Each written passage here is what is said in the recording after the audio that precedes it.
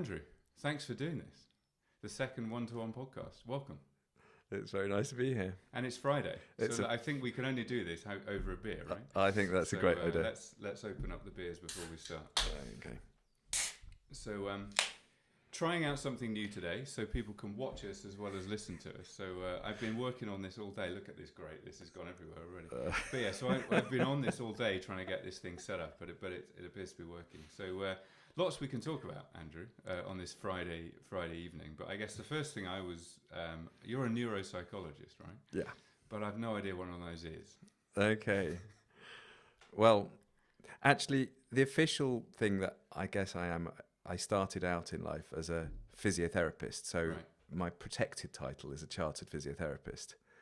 While I was studying to be a physiotherapist, I had a tutor who had specialised in neuropsychology, and that was the thing that inspired me while I was an undergraduate. Oh, okay. And this professor, Jane Riddoch, invited me to be her research assistant in Birmingham, and I went off as a young postgraduate to be her assistant back in the 1990. Right. So I worked in a school. That just proves how young you are, saying 1990. I think that's right. Yeah, and I worked in the School of Psychology in the University of Birmingham, and worked in a neuropsychology laboratory, and the work I did over the years there, I was able to compile together into a PhD in psychology. Formerly, the title was about cognitive problems after brain injury. Right. That's thinking skills, and so my studies were in the general top field of neuropsychology, cognitive neuropsychology. Okay. And so what makes neuropsychology different to regular psychology? Okay, so it's particularly the study of how the brain goes wrong, Right. or how our systems that make us think, understand, see, plan, pay attention, how those work together. So it's a specific branch of psychology. Right. One needs to be aware of the rest of psychology, developmental psychology and social psychology and so on, but it's a specific area focused on brain functioning. Oh, okay. So what do you do today, right? Because you're working in a brain injury unit, I guess, was the main work that you do. Yeah. So for the last 17 years, I've been the clinical manager of a brain injury service here in Ely, in north of Cambridgeshire.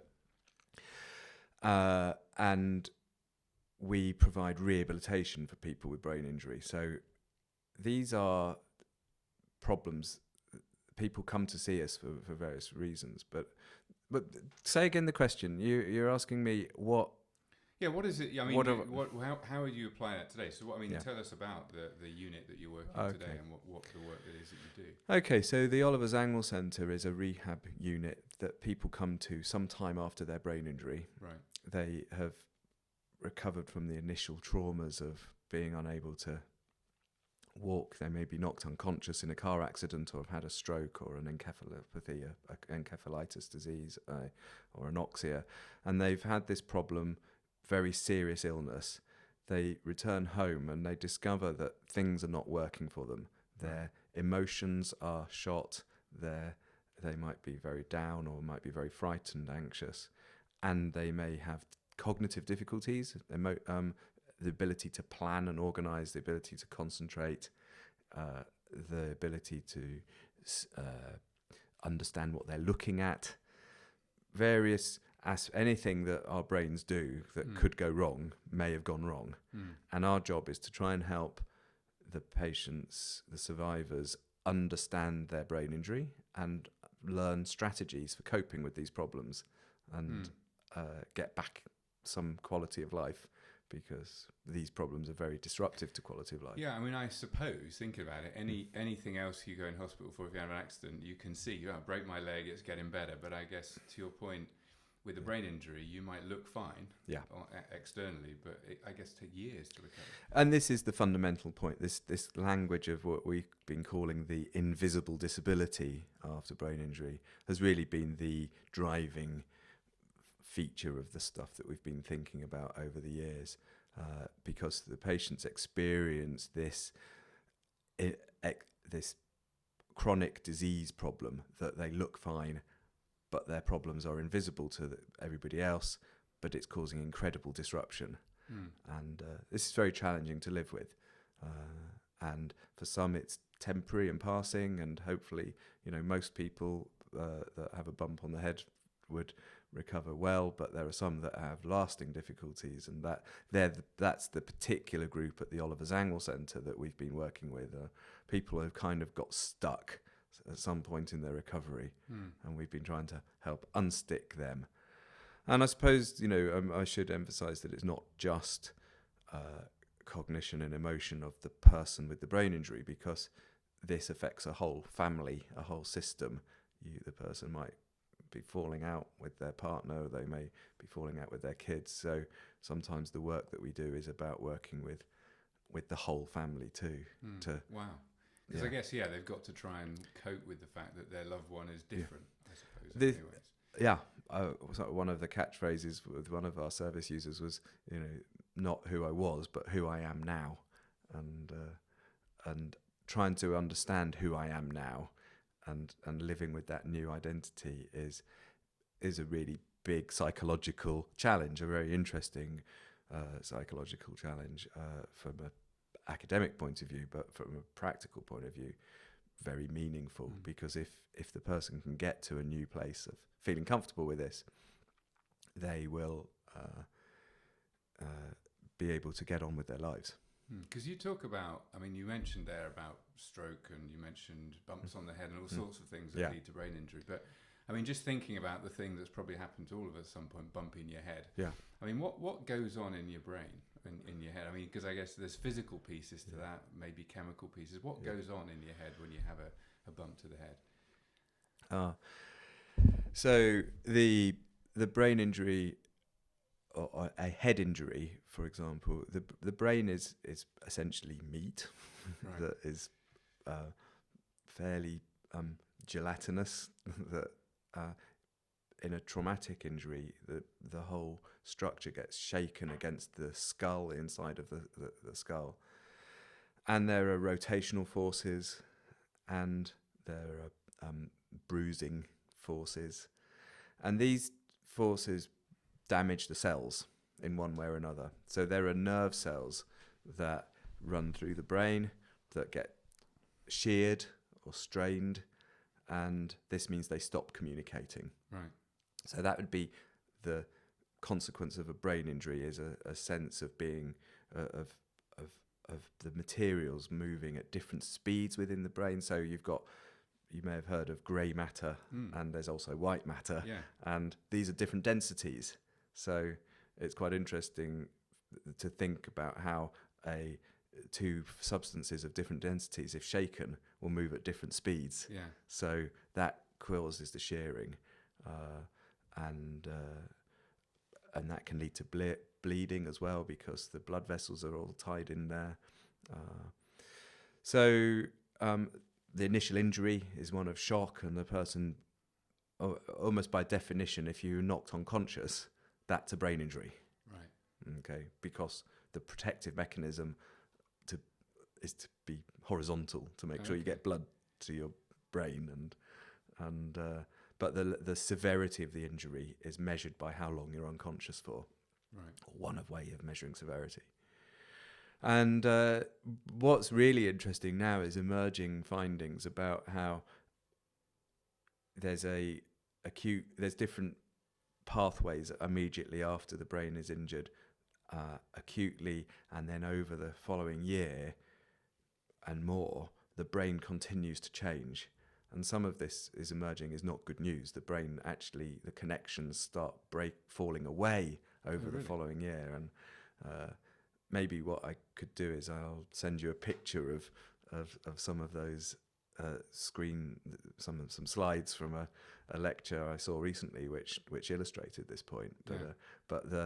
We have these white matter tracks that connect the different parts of our brain. They're like motorways, and they actually become more sparse over time after an injury. So it's promoting breakdown, I suppose, of the brain. Yeah. So when you're working with people who got the injury, are you trying? Are you trying to get them very active, using their brain a lot to try and sort of get things back. I'm just trying to now think through what it is that is involved in trying to help someone recover. Okay. So it's true that the use it or lose it type of thing is for all of us. The more we're active, the more we're busy using our brains, the better our brains are. Yeah. And we can do brain exercises as such, although that's not a major interest of ours. We are actually, I have been involved in a recent research study about cognitive training, but the main thing that we have been doing, because as I say, a lot of the work has been with late after brain injury people, so their brain pathology has settled down and they have connections that are maybe now we know they're broken, they're not really going to come back. We don't know how much it will regrow, although the brain is continually changing in relation to our experiences. But essentially, we're meeting people who have a chronic impairment, a loss of function. And so what we're then saying to these folk is, right, well, there are hacks, if you like. There are things that we can teach you that others have been successful with despite your impairment. So using other systems within our brain that are working, and particularly using external prosthetics, if you like, external aids. So, and that could be just another person. I mentioned the work with the family. You know, if the brain injury is causing you to be very angry all the time, well, maybe it's how your partner supports you to be aware of that and supports you to calm down. That might be the thing that we have to work on to do to get round this problem.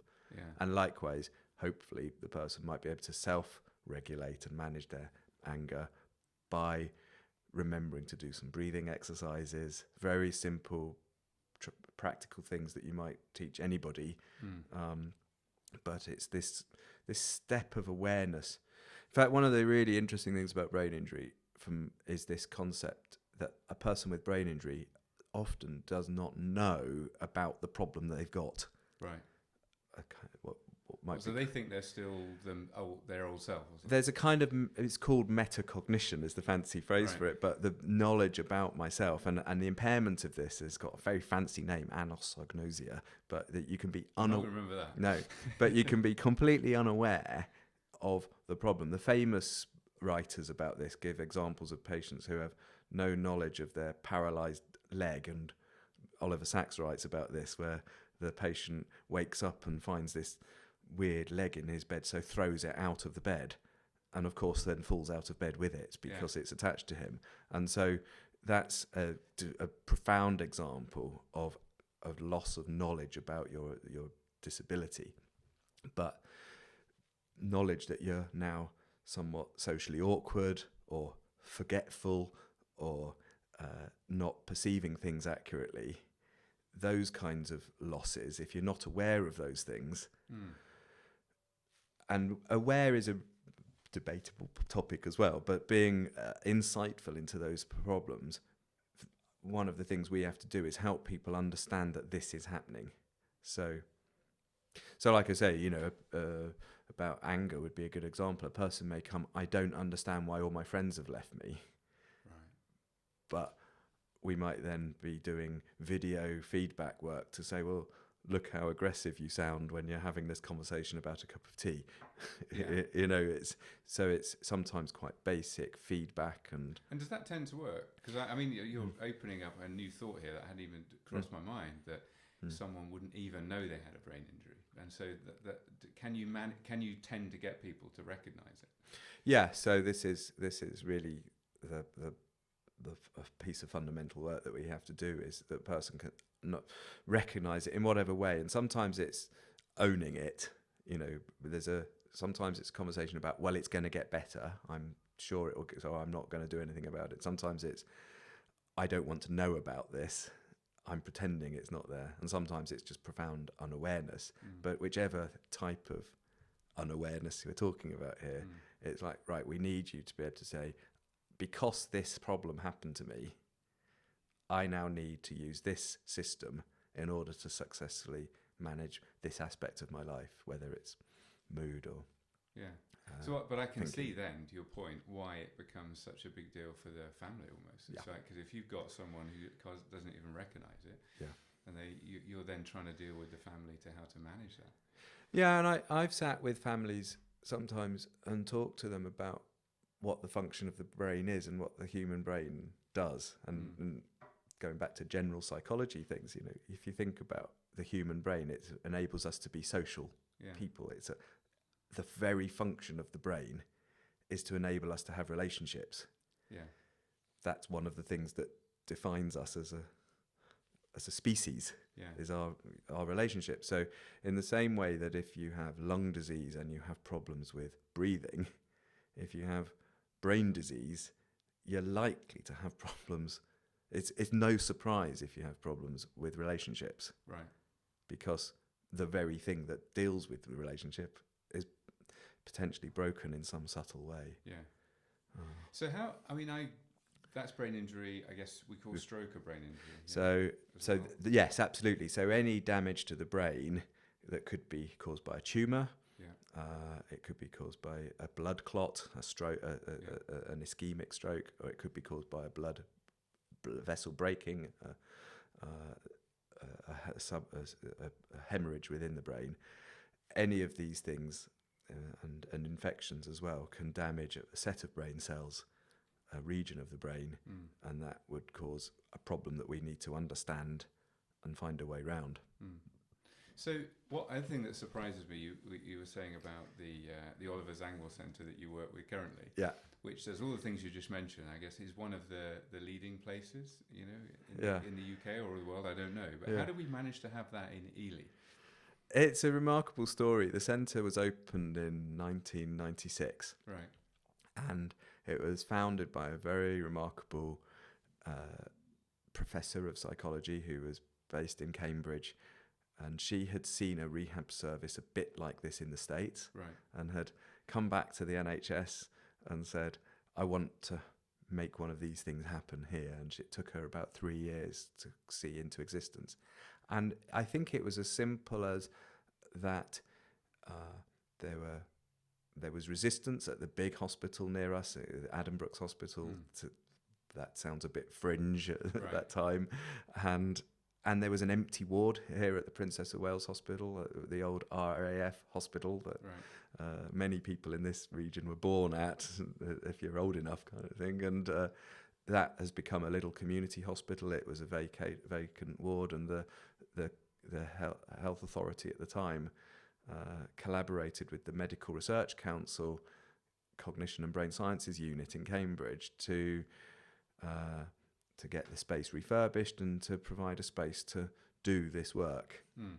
So, and the specialism is this sort of dealing with people who've had a problem for a long time. Yeah, it's called the Oliver Zangwill Centre for Neuro-Psychological Rehabilitation. Is the formal long name, and it was to provide psychology. It's there to provide neuropsychological rehabilitation for this particular set of people with invisible disability. The time after injury, that's been a slightly movable feast and kind of is arbitrary in a way, but we've tended to work with stable rather than very early brain injury. But the main thing is this kind of interacting invisible problem of emotions, cognition and function, the ability to manage in your daily life. Because if you've only got one of those problems, just emotion, let's say, it could be that a clinical psychologist or a counsellor could help you. And if you've only got cognitive problems, typically an occupational therapist in the community might help you and find ways around those problems. But it's when these two things are very tightly enmeshed and interacting with each other that our team came into existence to support this kind of complex interaction. Okay, and do people stay there? Do they come? So it's a day patient unit. Okay. It's an outpatient service that patients come to, but it became very quickly well known. I mean, Barbara Wilson, who founded the unit, is internationally known as a psychologist and was well known before she opened the centre, but it became a place that people knew about. And so we've had people come from all over, literally all over the world. Wow. But mainly from the UK and mainly from the southeast, but we have had people from all over. And if they're from local, obviously they can get the bus or the train to Ely, and we would get them into the centre just by ordinary outpatient means. But if they come from further afield, they would come and stay in a local B&B or one of the Ely hotels or one of the Ely self-catering apartments that are part of the tourist trade, actually. And they stay for a number of weeks, 12 or 18, or at one point in our life we used to run it for 6 months. So, but these days it's a limited time period of, and some of the clients talk about it as brain camp or brain school. Okay. They come for daily lessons, if you like, in their brain injury, and they spend time learning about their brain. Yeah, it's a real investment though, time, isn't it, for the individual? Yeah. I mean, some they've taken time off work to come and get the rehab, and some have been not getting into work, so they've been investing in themselves to do this rehab in order, hopefully, to get back into work. I haven't said that they're primarily young people. Oh, really? Traumatic brain injury, which is the bulk of the work we've done, to date has primarily been an illness of young men. About 75% of the people we've seen have been young men that have driven a car too fast or ridden a motorbike too fast and crashed or drunk too much and fallen over. We also see, obviously, a quarter of the people we've seen have been young women, but all of them have been, nearly all of them have been under the age of 60 or 70. Mainly, I think the average age has been about 35. Wow. So they're young people who've got a future ahead of them, but are really struggling to make use of that future. Yeah. So I'm sure you can't. I know you can't talk about individual patients, but is there anything you can sort of talk about in terms of specific things that have been successful? Generally, or the types. A success story you're proud of.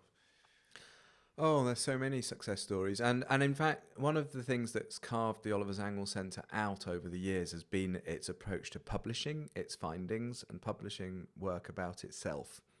So this is quite unusual in a National Health Service rehab setting, that we've been able to put time into writing. So there are books that have described our cases. There's Barbara Wilson created a series published on the Routledge imprint called Survivor Stories. Oh, wow. So you can read whole case histories which the patients have written themselves and the psychologists have commented on. Right. So that's really interesting. And there's a couple of books that are particularly about clients in the centre that are really very interesting. One young woman that's written about her living with a very unusual condition called prosopagnosia. This is the loss of the ability to recognise faces. Oh my goodness. She has the inability to know who she's looking at, which affects even her own children. So she would stand at the school gate and not know who was coming, whether it was her child, until she heard her voice. She couldn't recognise her. Is that like it all the time? All the time. If I'd seen you just now and I came back in, I wouldn't recognise you again. Precisely that. Wow. And you might say something like, "Oh, that face just looks like an upside down egg." I can't determine the features. And there's been all sorts of work. This is a very rare condition, but there's been all sorts of work to describe this kind of case. And the work there was initially around anxiety. This is horribly frightening and anxious experience. So just managing the anxiety would have been an initial piece of work. And then later it was thinking about strategies for coping with this. And it's also linked with a memory problem. So being able to remember your day and remember what's happened. So finding strategies for that as well, which sometimes involves bits of technology. Patients have used cameras and that's been really interesting. So rehabilitation success stories have sometimes been about really rare things, But I think the most common problems after brain injury are called executive problems, the ability to organize and plan. Right. And so a success story that is about somebody successfully getting back to work and managing their daily life despite problems with their memory and paying attention to each step of the things they plan to do because they're now using a checklist. There's a kind of simple pleasure in knowing that somebody is coping again because they've now accepted that they need to follow this very set process of dealing with their things. Yeah. So this work, though, Andrew, must be very satisfying. I mean, I think about people doing jobs, but as a job, this must be very satisfying.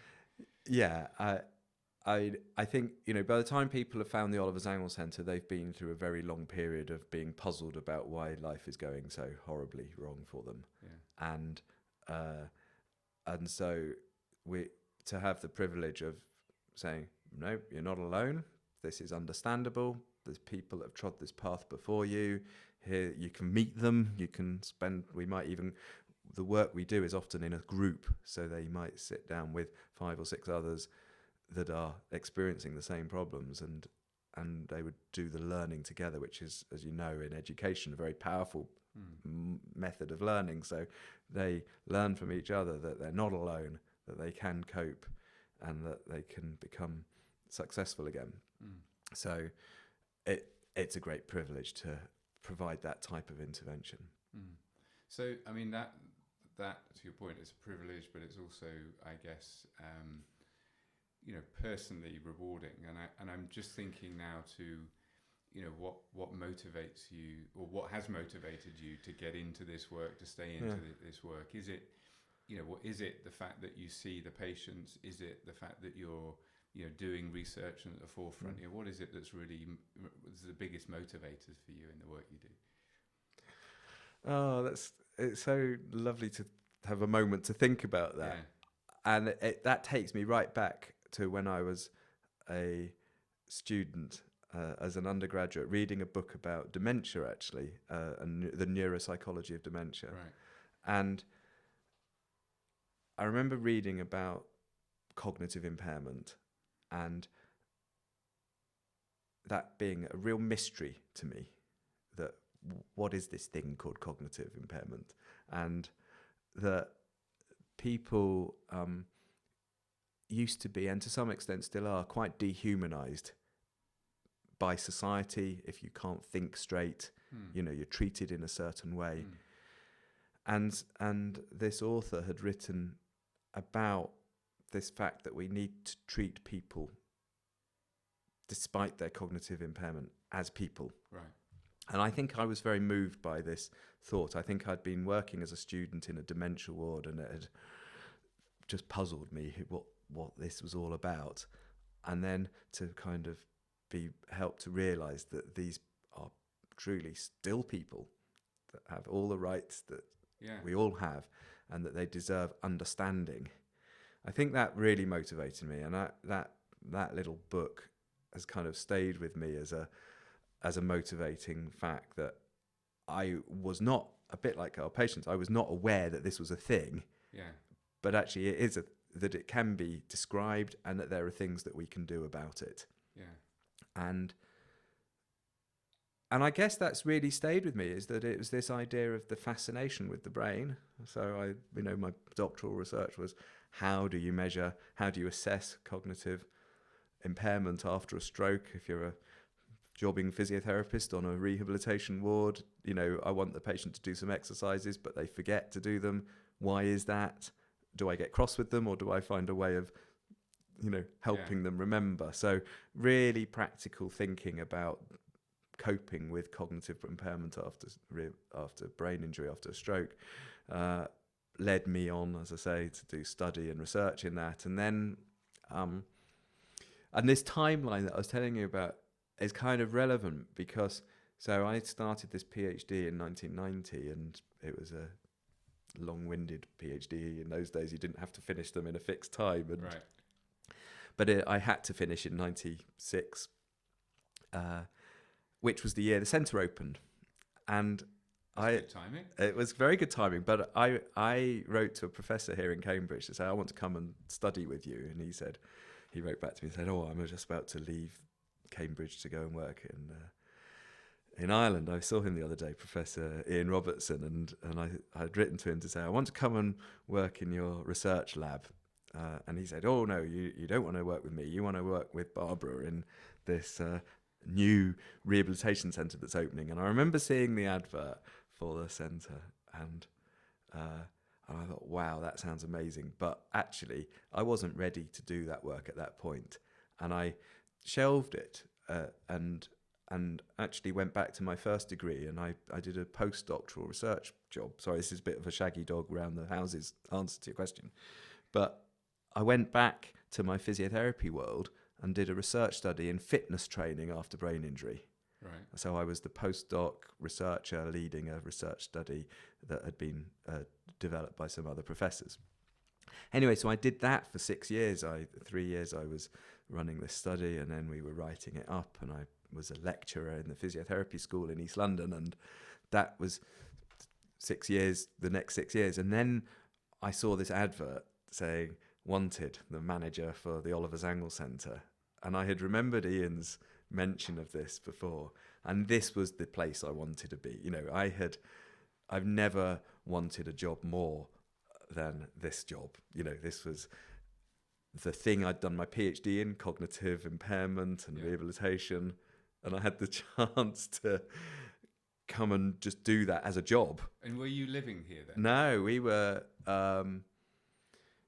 96. No, we were living in Cambridge by then. Right, so close by. So it was literally something newly on your doorstep. Yeah, and I was commuting to London at the time, and this job came up that was to come here, and I remember preparing like I've never prepared to try and win this place. So I think I felt like when I got here in 96, the centre was 6 years old. It had become quite established and already doing very well, but I had this chance to kind of take the reins, as it were, and take things on, and that was really exciting, and has been for 17 years. Yeah. So nothing you planned; it just happened that way. Because I think I think, for example, we've got sons similar age, and I know both my sons don't really know what they want to do in life.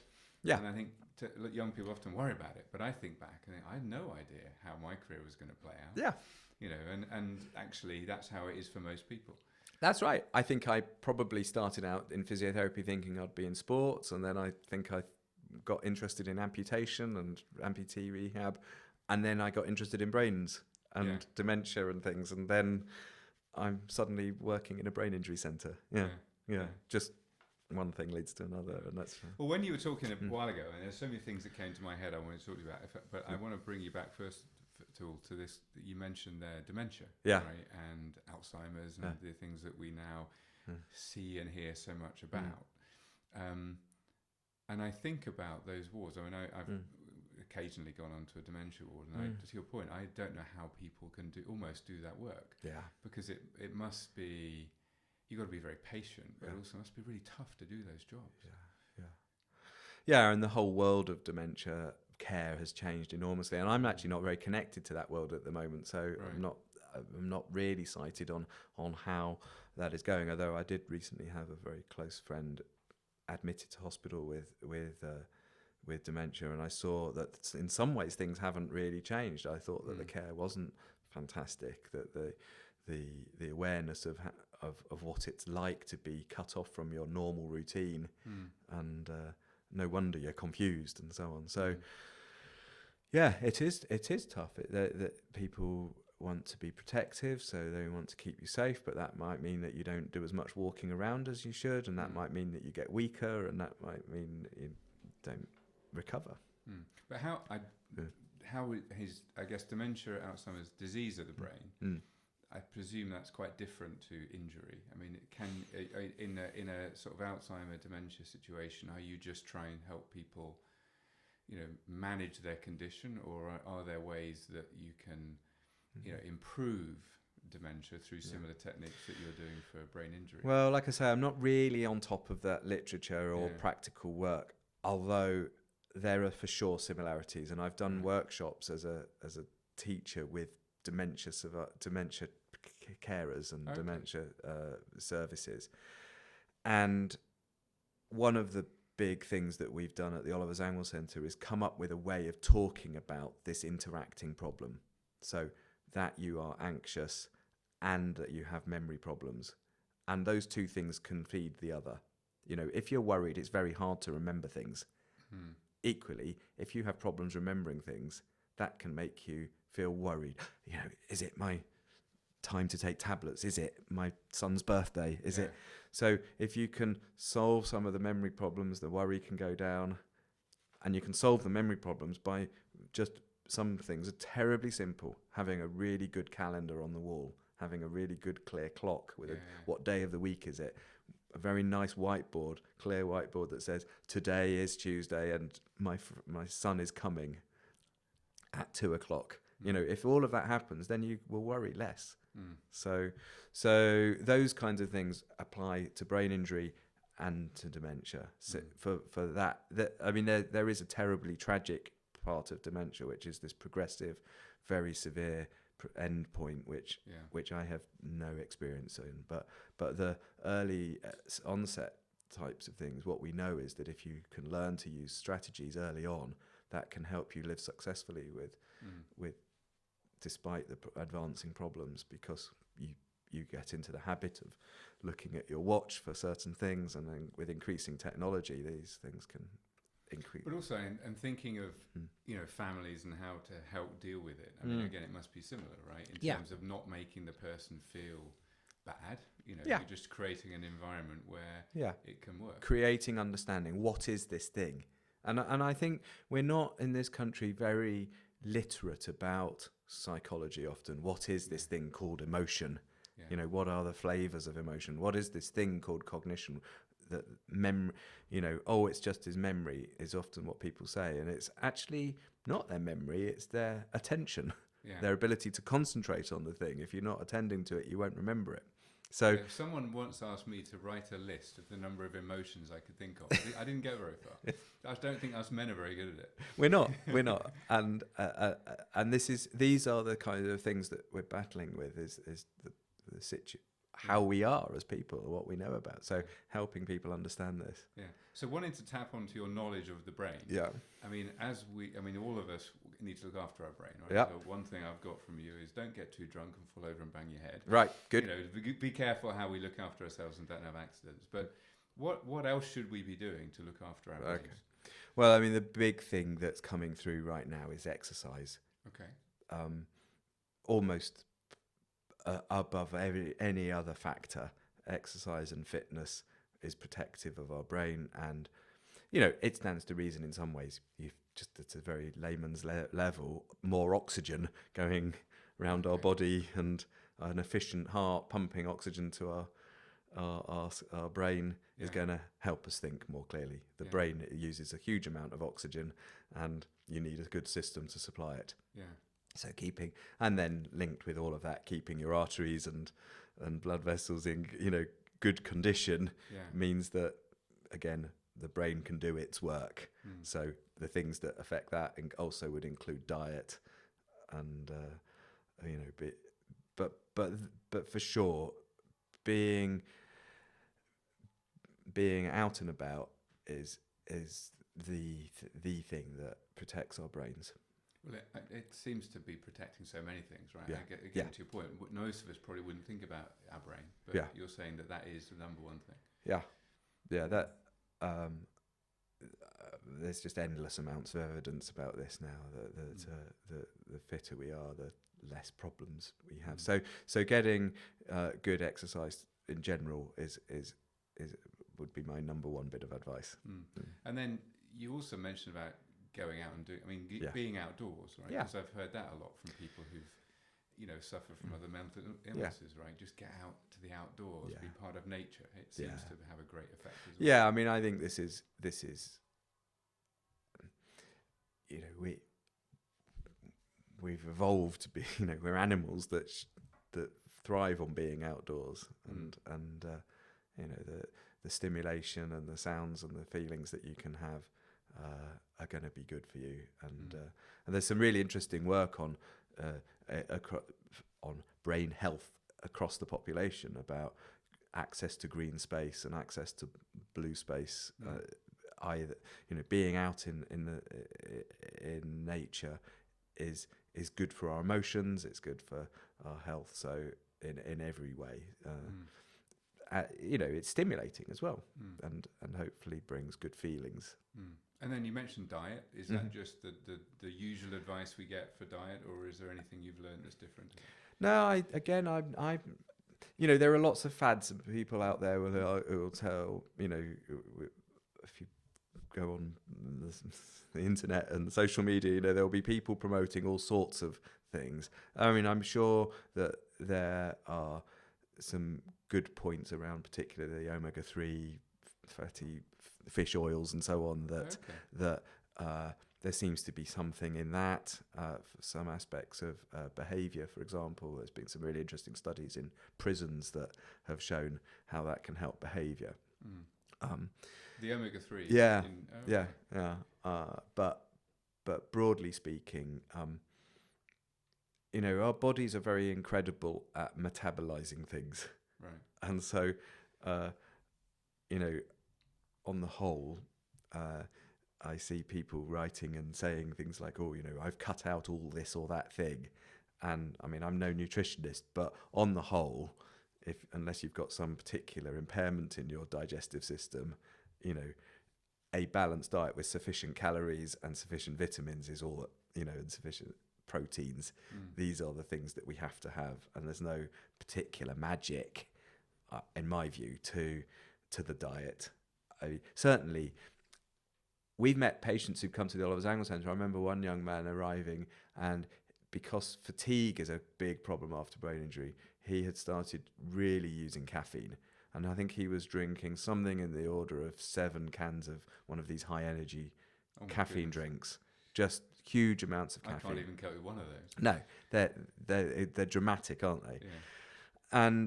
And this was born out of I'm so tired. It was a maladaptive bit of diet, if you like. So I think sometimes we do need to look at the diet and say, look, actually, this is not helping you. No wonder you're not sleeping, because you're doing this. And he's like, well, I need to do this because I can't stay awake. And it's like, well, actually, we can work on sleep hygiene. And I'd say sleep hygiene is another really important part of brain health, having a good sleep. Yeah. So it's all the basic stuff. All the basic. It's not. And so how many hours a night should we be getting? At least 4, Mike. Yeah. No, I mean, I know. I need a good 7.5 or 8. And, I need more now than I used to. Yeah. Well, this is it. And I think being aware of what you need is probably I was talking to a friend recently who had a mini stroke. These things called transient ischemic attacks. They're quite common. You have a momentary loss of movement in one of your body parts, and that's a really important warning sign to go to your GP about. But she had this mini stroke, and she's now recovered fine, but she's now very tired and needs more sleep than she ever has done in recent times. Right now, her brain's still recovering.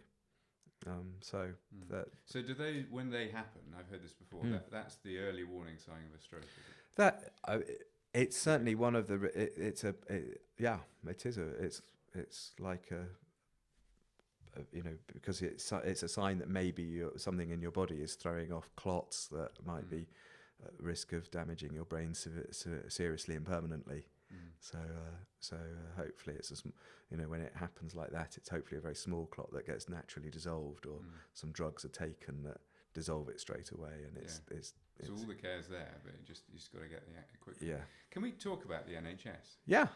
Because is the Oliver Zangwill Centre part of the NHS, or is it separate? No, yeah, this is a really interesting thing. It's one of the big myths about the Oliver Zangwill Centre is that it's a private centre, actually, and it is true that the centre has admitted self-paying and private patients as part of its business plan, but it is a part of the local NHS, Cambridge Community Services, a local NHS trust, and it's been supported by them for the entire time. Yeah.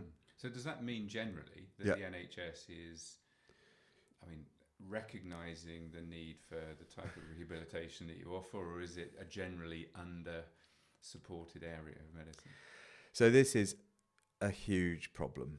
It's very much that last point. It's generally not recognised. And what's slightly frustrating for me is, very frustrating if I'm really honest, is that, well, actually, I mean, back in 2009, we published a book about the Oliver Zangwill Centre theories and models and approaches. And as part of that, I interviewed the first manager. Right. And I rang her up and said, tell me what it was like when the centre opened. And she said, right, well, when we opened, neuropsychology wasn't even on the list of things that are commissioned. Commissioning being the sort of mechanism that the central NHS budget says, well, we should have some of this and some of that. So it didn't used to be at all on the list. And I think the centre has played a part in putting it on the commissioning list. So, for example, some of the work I've done over the years has been to work with the Royal College of Physicians. We were involved in helping write some guidelines for management of stroke, where we had to write a section that said cognitive problems happen after stroke. It's not just paralysis, and cognitive problems are treatable, and these are the things that should happen. So it's now these things are in documents recognised, but even still, the problem we have with a limited budget in health services and social services is where that line is drawn about who gets help is shifting, and as things become more constrained. So if you can wash yourself and dress yourself, that's a good outcome for many people. And the niceties of whether or not you can have a reasonable quality of life, or you've got problems with quality of life because of these invisible disabilities, is becoming overlooked again. And we've been trying to raise awareness of the need and the relevance of rehabilitation for these problems for the entire time that I've been at the centre and since the centre existed. And it's waxed and waned over the time about how much actual commissioning support there is available, how much understanding there is for this need, for this particular survivor group. If you're very disruptive, then there are residential units you can go and live in where the doors are locked and there's somebody to keep you safe all the time. But if you're the kind of person that needs our service, there's a debate at the moment about whether you should be able to have that kind of treatment. Wow. So if I had a brain injury and I was in hospital, I got clinically discharged from hospital, but to your point, I still need rehabilitation. It sounds like I wouldn't go to your centre first. Are there other places I'd go first, or is it going to be a battle even from the beginning to get any kind of rehabilitation? So across the country, there are for sure areas where people will go home with nothing. There'll be no further support. There are other parts where you might get a few weeks, maybe 6 weeks, maybe a few hours, 1 hour per week.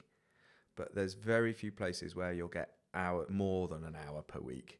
And Oliver Zangwill Centre has tried to carve out a message that some people need many hours per week in order to make the changes that they need in order to be successful, because it's hard to learn to solve these problems. Does the brain have more of a chance of solving these problems earlier after the injury, or is that not true? This is one of those research questions I've never really properly tackled, so I'd love to tackle that. Right. I suppose I want to answer it in two ways. There's a big myth out there that people who've had a brain injury, once you get to, say, a year or two post-injury, where you are is where you're stuck and you'll never get better. This is a very damaging and terrible myth that exists, because people get to this one, and the doctor may have told them this. Once you're at 6 months, that's about where you'll be. And whatever time point they're told, they get to this time point and go, well, this is me then, I'm stuck. And that's a very sad place to get, because what we know in normal brains and injured brains is that our brains continue to learn forever. And we can continue. So the right support and right input, however late it is, and we've seen people more than 10, more than 20 years after brain injury successfully adapt and adopt new strategies. So that's one way of answering your question. Early input is for sure also very important, and there are maybe different brain systems that where this is more important than others. So, for example, paralysis, the visible problem of brain injury, the classic hemiplegia, the loss of movement of your arm or your leg. Early physiotherapy is vital to get those muscles, not prevent the muscles wasting and keep the brain pathways moving to connect those muscles with the nerves in the brain. And the more you move, the better chance you have of retaining or regaining movement.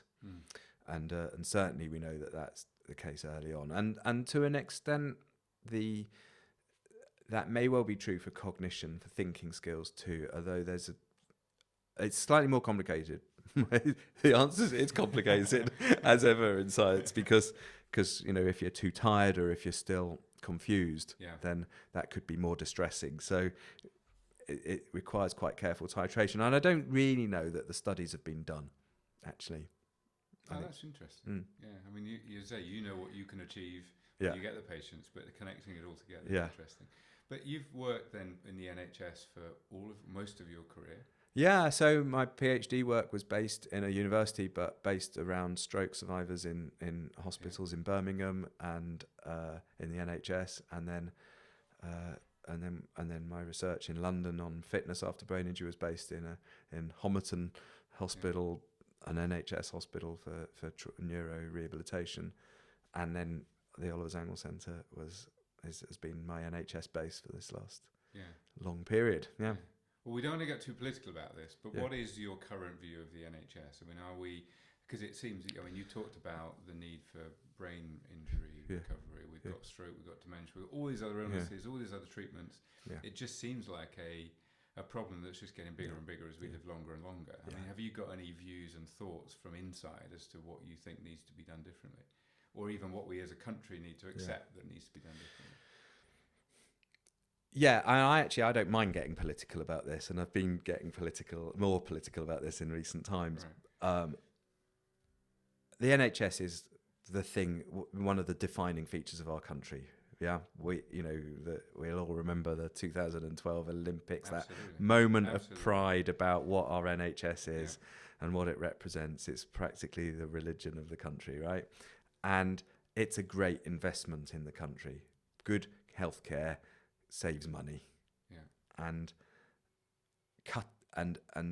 cutting investment in healthcare actually in the long run costs more. It pushes the problems elsewhere, and insufficient care for people is a very bad place, both ethically and for all of us. And I mean, I'll give a specific brain injury example because that's the bit I'm obsessed with, as you've discovered. But a colleague of mine, Professor Hugh Williams, down in Exeter, and another colleague other colleagues around the country have done incredible work in prisons to identify the prevalence of people in prison have had a brain injury. And we have to acknowledge the fact that if you have a brain injury, you may well be poor at making decisions, poor at making good decisions that actually mean that you might choose to do criminal activity, or find yourself doing criminal activity that lands you in prison. Right. So my point here is that if you get rehabilitation early, we would have fewer people in prison. Yeah. And prison is a very expensive place to keep people. Yeah. And it's not rehabilitative at the moment anyway, once you get there. So I think health and prison care in the brain injury story deserves joining up and deserves investing in. And that's been something we've been campaigning for in this last year. I think that's fascinating because I remember from my short time working in healthcare that there's a lot of the problem in healthcare is things not being connected up across the healthcare system. Yeah. But you've broadened that thought into other parts of society like prisons. I mean, that takes very big thinking, doesn't it, to join things together like that? Yeah. Very much so. Yeah. And so you can take the same for schools. You know, if you have a child with brain injury and that's not recognised, the school is disrupted. Yeah. That can affect a whole classroom. and the child doesn't get the education they need. Yeah. So but yeah, all aspects of society can be affected. So getting it right seems to me really important. Yeah. So can you see any evidence at all of that being recognised and things starting to move, even just a little bit in that direction? Well, I feel this last year has been a great sense of trying to shift the needle a little on this. I'm lucky. I've been recently involved in taking on chairing a charity called the United Kingdom Acquired Brain Injury Forum. I'll give it a little plug. UKBIF. UKBIF is a wonderful little charity that exists as a membership organisation for people working in the brain injury sector, and it works to lobby for changes in policy. And in the last year or so, we were able to connect with this with a few MPs, and a particular MP, Chris Bryant from the Rhondda, who came to the charity to talk about brain injury in rugby, concussion, and actually we had a conversation that went along the lines of, well, while we're talking about concussion, can we talk about the whole brain injury story? And he grasped this so completely and convened an all-party parliamentary group. Some people pour scorn on APPGs, all-party parliamentary groups, but I've been privileged to witness a really effective one across the House. Both Lords and Commons gathered to hear from experts in the brain injury sector. So we had experts meet at what they called round table meetings, like select committee meetings, and evidence was presented about rehabilitation, about brain injury in schools, about brain injury in prisons, about the social services system, and what we have done is produced a report that went to government, and the government have recently just given us a response to this. So getting recognition in government. And in my career, which as I say is now going back to 1990 in brain injury sector, I don't remember ever hearing Prime Minister's questions that mentioned brain injury. But through 2018, I think there were 9. So Chris Bryant would pop up and, as they do at PMQs, stand up and actually say, will the Prime Minister recognise that whichever theme was being debated at the point, there's a brain injury point to be made. And this has been very effective because it's both given prominence to this otherwise hidden disability problem, and it's created some conversations about, well, what needs to change.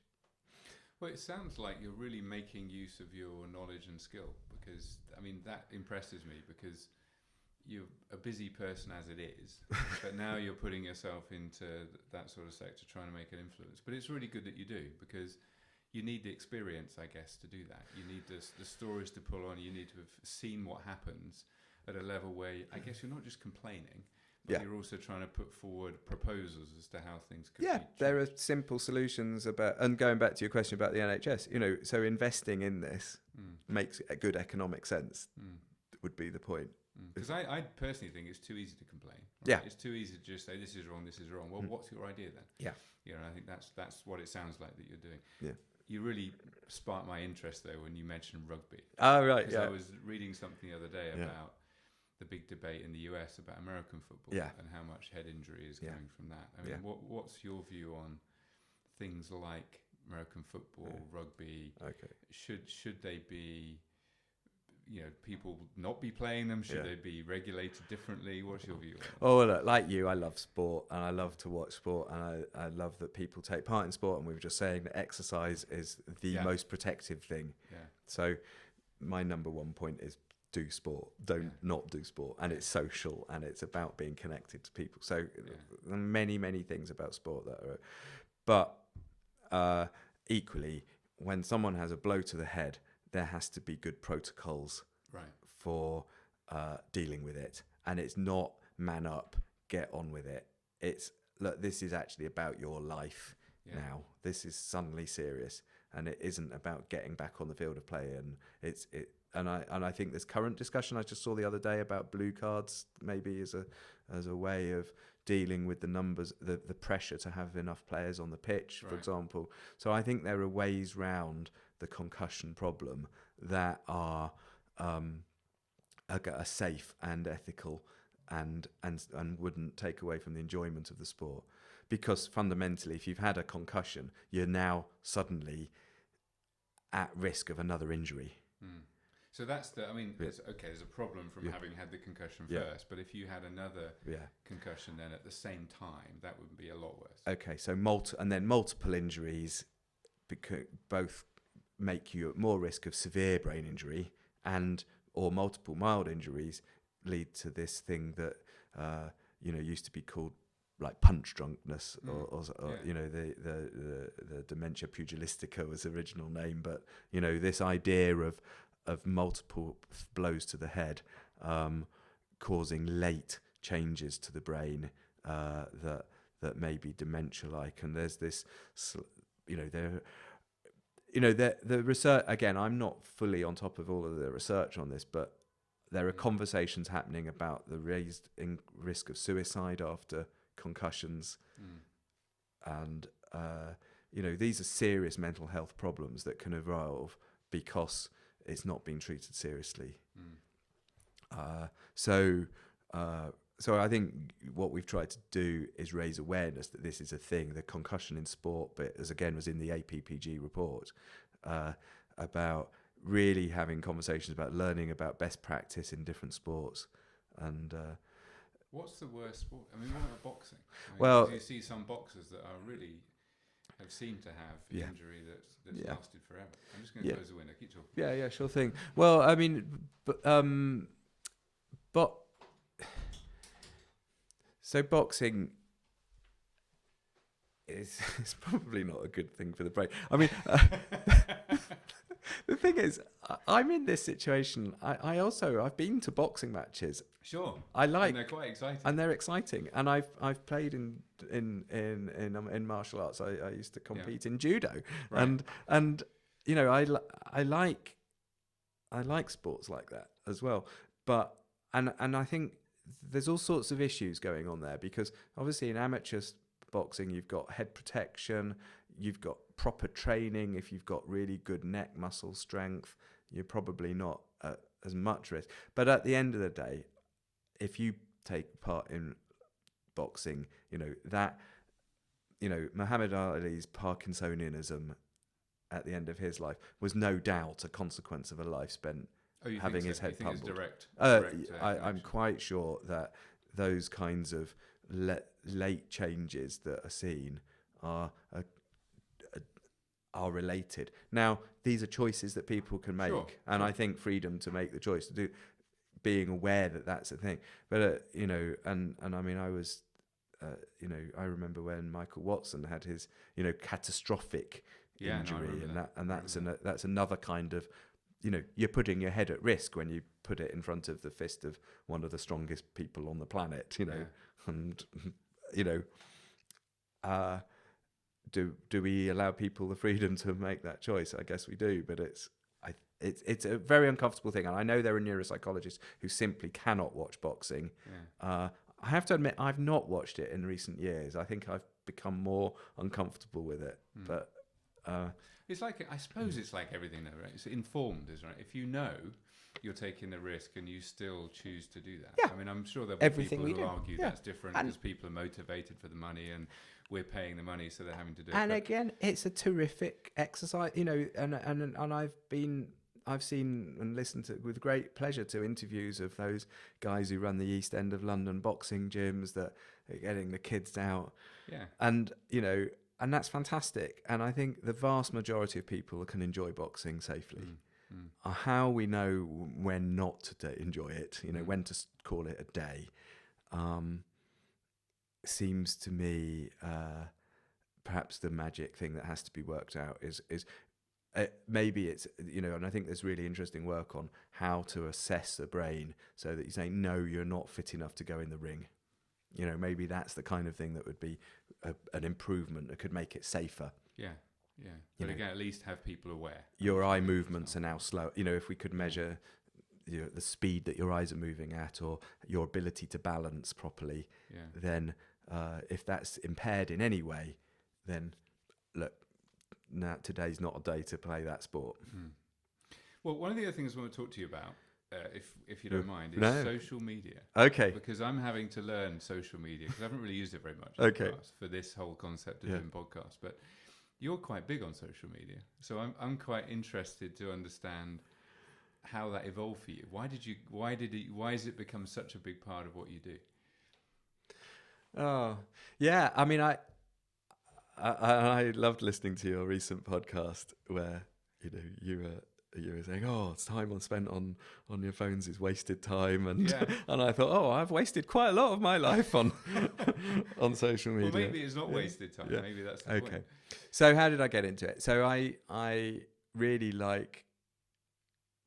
I'm definitely a connections person. I like to connect the dots between things, and I think. And I'm also one of those early adopter people. I probably was early onto MySpace, and I was early onto Facebook, and I was, quite early into using Twitter. And so I've liked playing with these things, and then discovering real uses for them has been probably the motivating thing. So, for example, I really like the Twitter platform because I have a network of people working in my field and we can share information, and it's a very good way of quickly getting a message out to lots of people, and if it's of interest, it starts to connect things up. I also like it from a very convenience point of view, and another topic that you talked about in that same podcast was taking notes. I spend a lot of time taking notes, and I used to do it on paper. And these days, if I go to a conference, I tend to just tweet my thoughts, what I'm listening to. And that means I've got a permanent-ish record of what I've been listening to. And at the same time, I'm being maybe accountable. Being an NHS employee, I felt that I need to be accountable for where I am, what I'm doing.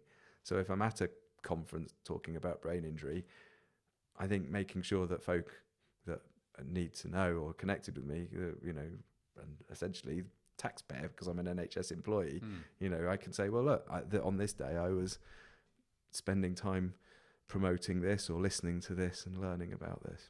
Yeah, I mean, I looked at your Twitter feed this morning. Yeah, looking through, but and it must be part of your life because you seem to be there all the time, and it's just part of what you do. I haven't got to that point yet where it's part of what I do. I mean, I guess for quite some years now, I read it instead of a newspaper. I read the connections to newspapers through it. I use it as the portal for that, and I'm choosing to pay attention to the things that I'm interested in, and I've used this, being part of Oliver Zangle Centre. I created this kind of almost the alter ego of the Oliver Zangle boss, Ozboss, I called myself on there, to kind of mainly tweet about brain injury and use it as a way of raising awareness and connecting people and connecting ideas. Yeah. So I found it a very successful way, and I just like the convenience of it. I don't have to write too much. I like the constrained, you can only say some words or take a quick photo. Yeah. And then there are tools that can then pull it all together. So I've liked the idea of being able to very quickly write. I've not got the patience or the creativity to write these clever long blogs, but to write a micro blog and connect those blogs up together with a few. Well, I guess it's a snippet. If someone's interested, they'll contact you and have some kind of conversation. And actually, I what's reminded me, I was doing a research training course, and I had a teaching session from somebody who said how to write a paper in 240 characters, and that was the name of the teaching session. And obviously you can't write a research paper in 240 characters, but actually, over time, if you write down all those sentences, in my case, I think I'm at 16,000 tweets now. 16,000 tweets later, that's a lot of writing. And I pressed that button that says download all your tweets, and I've got this Excel file of everything I've ever written on there. And I'm just currently thinking about, well, what do I do with this? What do I do with this? Have you got all the replies as well and that people have made? Yeah, I think it kind of shows. It pulls it all in. How many followers do you have? Some thousands, maybe 4,000 or 3,000, Wow. 3 or 4, yeah. So does that make you careful what you say? Or you just don't think about it? You don't, because some people are very nervous about what they write because of what other people might read and think. Really nervous, yeah. Some people are really nervous, and I'm not. You're I'm not nervous for sure. I think if I'm honest there. I don't think I would not say something that I think, and I just it's ephemeral as well. I mean, if you say something and it's actually upsetting somebody, well, it is actually also come and gone yesterday's chip paper in a way. I mean, we've all seen these so-called Twitter storms that happen, and actually, they come and go, they blow away. So I'm not. So have you had anyone really upset with you? Actually, I don't think I have really. I'm trying to remember. Have I upset anyone out there, or do I just ignore it if they do? No, I've had a few interesting conversations and arguments, and I suppose I am one of. I try and just be positive. I don't use it as a place to air dirty laundry, or or grumpiness or crossness. I think that's a place. The telephone is the right thing there. Yeah. If I disagree with someone, I'm gonna pick up the phone or write to them offline.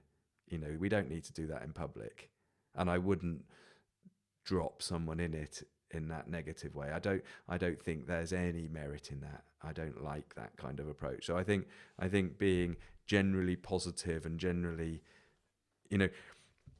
I suppose maybe the people that I might upset are anti-vaxxers. I think I will quite happily complain.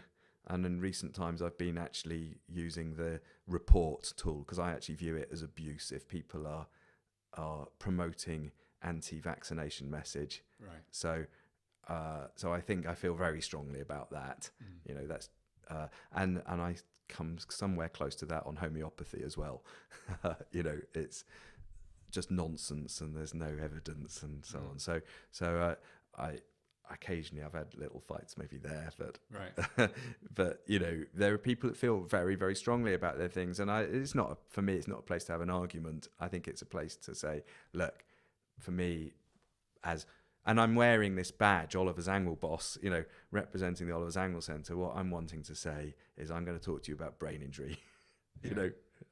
I'll talk to you about other things I'm interested in as well occasionally because I am a human, but I want to have conversations that in that space about evidence, about research, about connecting people, about good ideas, about treatments, about success stories. Those are the things that I suppose I'm being like a magpie, that's what my micro blogs probably add up to. Fascinating. Yeah. Fascinating.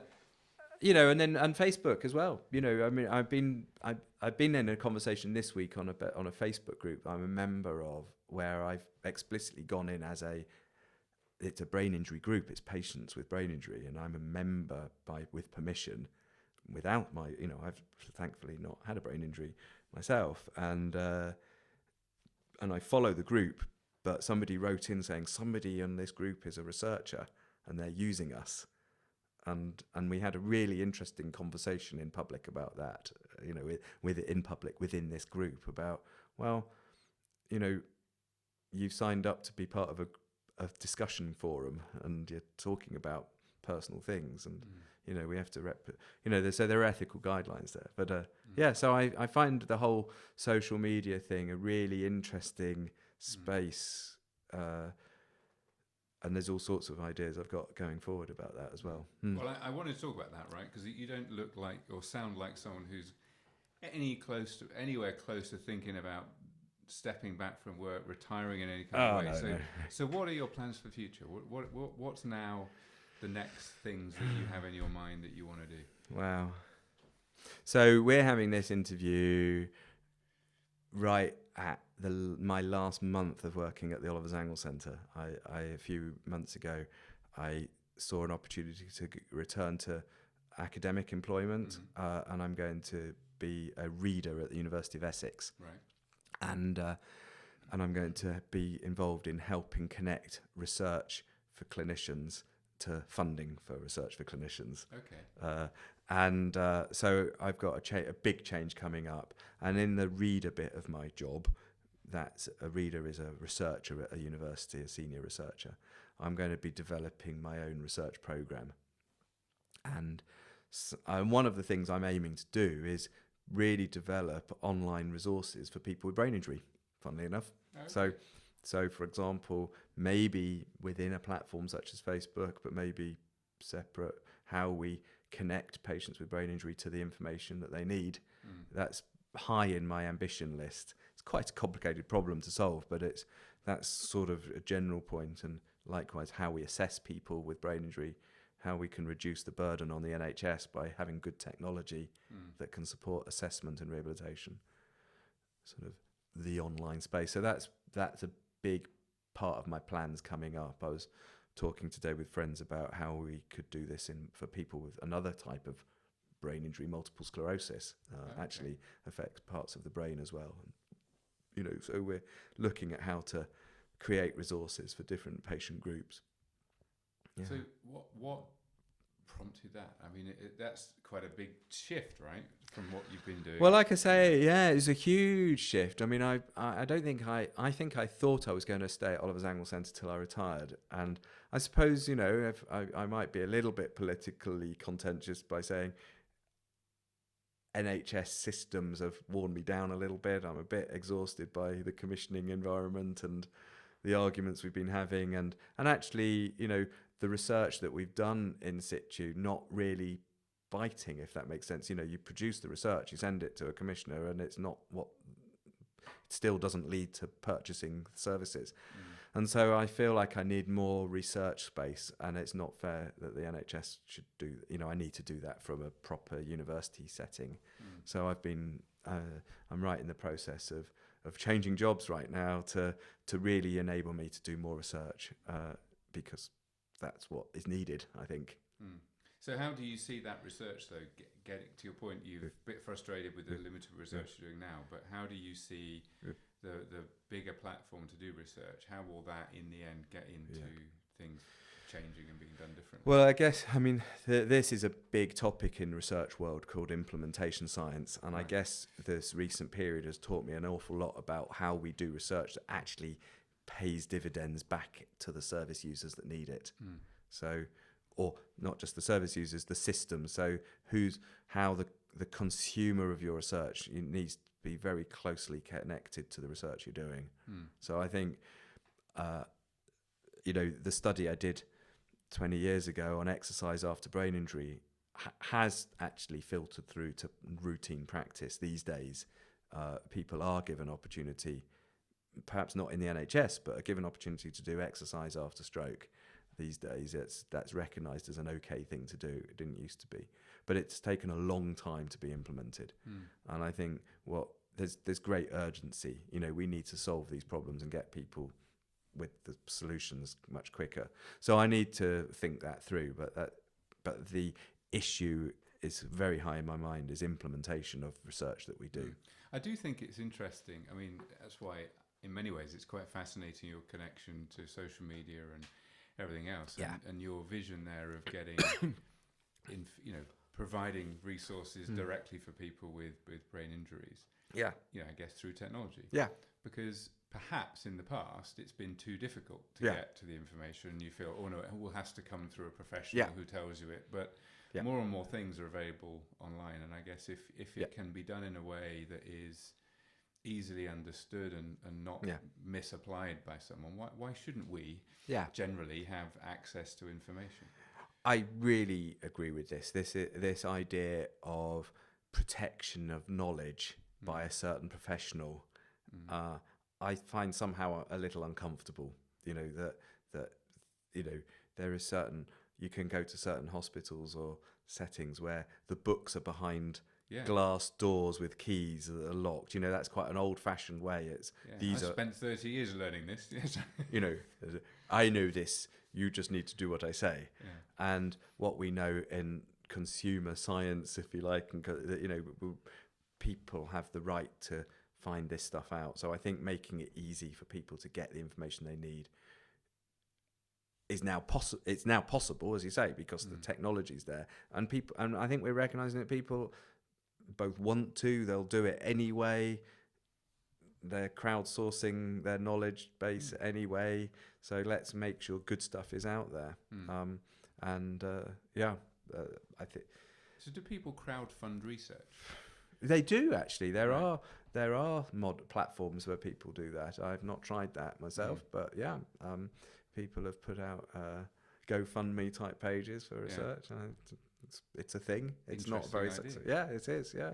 So are we? But as a country, are we good at research? How do we compare to other countries? So the last decade in the NHS has been very impressive because this thing called the National Institute of Health Research kind of came into existence, and a percentage of the budget that we spend on the NHS is set aside for research. And there's an incredible infrastructure within the NIHR, the National Institute of Health Research, to enable research to happen in health services. So things have got a lot better in recent times. So this defined funding that's there every year is making big differences. So there's been within it defined funding streams to create an infrastructure for research in the UK. So for example, there's a National Institute of Health Research MedTech Innovation Cooperative I'm part of that helps connect entrepreneurs and inventors and people with technical solutions to patients. Wow. So we had a meeting the other day in Cambridge about virtual reality and augmented reality. How could this help people with brain injury and live better? And, this is perhaps 10 or some years away from routine use, but there's some fascinating developments happening out in the technology space. And there's an infrastructure to try and help that be accelerated called a medtech an in vitro cooperative. Right. And there's bunches of these all over the country. That's one little bit of infrastructure. Yeah. Just on that point, though, technology in the brain. Yeah. We read quite a bit about, even Elon Musk, right? He's got this new, I'll connect your brain to the internet type system. Is that just fanciful, or is that something that is quite close? I think it's really close. At this meeting, I put on a pair of goggles that are called augmented, that are delivering augmented reality. So on the screen that I could see was a little square that would have circled your face, and it could have told me your name, how old you are, and other information from the internet. Wow. So it's purchasable pretty much, but it's not perfect. It's far from great, but it's quite exciting to see what is potentially out there. Yeah. To support your navigation. Yeah. To support, the Google Glass kind of concept is very near to being commercially viable. Yeah. And there are companies selling things that are claiming to do that now. Yeah, because someone described this to me as, our limiting factor at the moment is our thumbs. Yeah. Because we can absorb information much quicker than we can input it. Yeah. So we need something to speed up that whole connection between ourselves and the computer. So fascinating stuff. So time's marching on. Wow, we should get to the pub soon to have another beer. But I'm keen to hear about one more thing. Okay. Which is I guess more of what you're doing in your personal life. And we talked a bit about the outdoors. Yeah. And I also think that these types of conversations I'm having convince me that we don't spend enough time with other people, having real in-depth conversations. Yeah. And I love what you did recently with these. You've got some friends, right? And you go and do these long trips. Yeah. So you just been, was it to Norway? Yeah. And tell us a bit about that.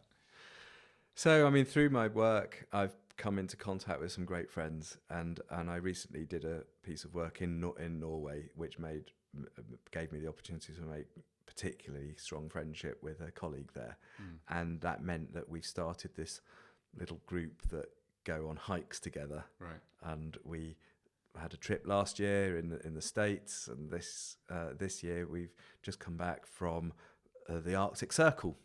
We Airbnb and and a house on on an island several hours north of Oslo. So you can get an Airbnb right out there. On an island. The island was called Maloya. We were the only tourists on the island. There's only a few hundred people live there. It was covered in snow. There were no footprints in the snow anywhere, and we were able to go rambling and out on boat trips. Yeah, that was great fun and great to be with like-minded friends that. So we spent the whole weekend just chatting about our work and about our lives and having fun, teasing each other. Oh, that's great. Yeah, that sounds great. Well, it's too easy not to do those things. Yeah. When you're so busy, it's, oh yeah, we'll do it next week, next month, next year. And sometimes we've stitched it onto a conference or something, so if we're happening to go to a thing, let's go 2 days early and make something nice happen before or afterwards. Yeah. But yeah, this occasion, it was, from my point of view, it was just straight annual leave, holiday. Let's have a few days together, get some real hard exercise in, and share some time cooking and eating together. Yeah, sounds great. Yeah, that was very special. Yeah, it sounds tremendous. I mean, it's very well for me. I found it very motivating. Okay, I'm going to do something like that. That's really good. Yeah. No, I thoroughly recommend it. I think as you say, we can, when you're busy and dedicated to a bit of work, you can rush through the year without actually going to enjoy the outdoors. And I certainly want to try and do that as much as I can. Yeah. Yeah. Well, this has been great because, I mean, it's really nice to talk to someone who has such passion for what they do. I mean, I think there's a lot of people who are maybe doing a job that isn't quite, what they really want to do. But in your case, you've come across as someone who is totally doing what they want to do, and have, even though you're going to go into something a bit different now, it's still applying what you've learned. You want to do it. It's not, yes, it's work and it's a job, but it's what you really want to do in life. Oh, absolutely. I think it's a real privilege and to be able to do those things, to follow your passion, keep finding out, keep learning. There's always more to discover. Yeah. And, so do you think that happened to you just by luck, that you found something that was your passion, or do you remember consciously making choices that kept you focused on what your passion was? I think it's when you find something that's very rewarding, our brains make us want to do it more. Yeah. And there are some particular things that I find rewarding. There's something about numbers and statistics and sort of analytics that gets me going. I can stay up all night if the right pile of data is given to me. Right. So there's something about finding out solutions that I find motivating. So doing more of that is very pleasing. And I think connecting I won't call you a data geek then. Well, you could. I mean, I think some people do. I've got funny stories about that. But I certainly love to be involved in analysis of data and I think being connected with people and connecting ideas is also very motivating, and I think so. If you get reward from that kind of thing, then doing more of it is well, I'm lucky to do. Well, Andrew, thank you. I mean, thanks for taking the time to do this. Thanks for your questions. I found it completely fascinating. I'm going to look after my brain a bit more now. I hope so. It's more motivation to do the exercising out there. But really, thanks for the work that you do, because it sounds like you're doing a lot of good work for a lot of good people. Well, thanks for your encouragement. Really great to talk to you. So thank you very much. Great. Good.